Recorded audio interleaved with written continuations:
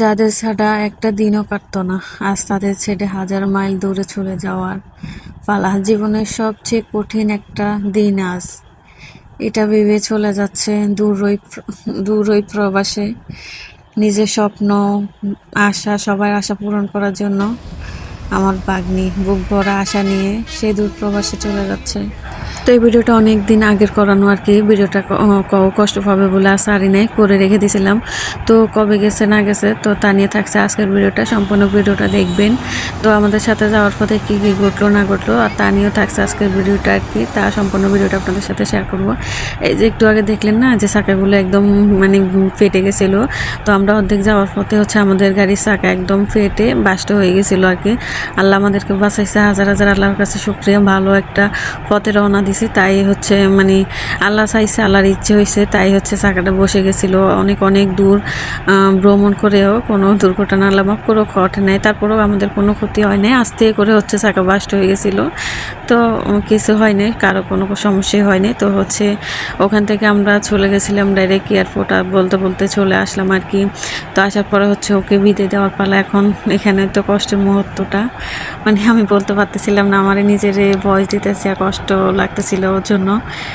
বাবা তোমায় ছাড়া কেউ দেয় না সারা, আমি দিশে হারা পলকে। তো এখন ওকে ভিতরে এখন ফাটাই দিয়েছিল আর কি, ও ভিতরে ঢুকে গেছিল। তারপর হচ্ছে এখন সবাই তো ওর জন্য অপেক্ষা করতেছিল। আর ওর মানে আমরা পুরো ফ্যামিলি ওকে বিদায় দেওয়ার জন্য গেছি, কারণ আমরা সবসময় যে কোনো জায়গায় গেছি আমরা ফুল ফ্যামিলির সাথে যাওয়া হয়েছে কোনো একটা কোনো ইয়েতে। তো কাউকে ছাড়া কেউ কখনো যায়নি।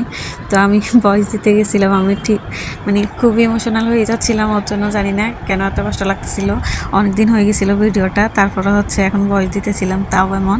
তো ওর কিছু ফ্রেন্ড আসছিলো এখানে, ওরা গল্প করতেছিল।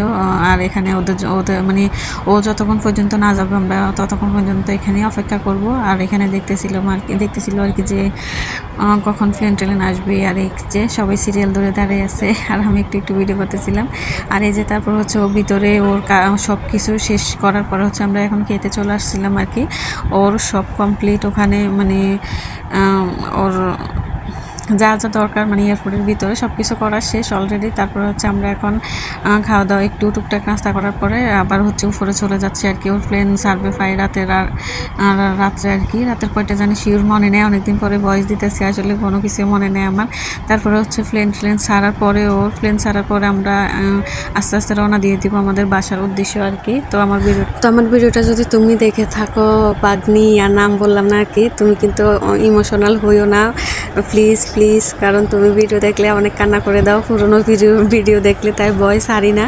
কারণ এখন অনেক শখ করে ভিডিওটা ছাড়লাম, স্মৃতি হিসাবে রয়ে যাবে, না হলে কিন্তু গ্যালারি থেকে আমি ভিডিওগুলো অনেক কেটে দিতাম।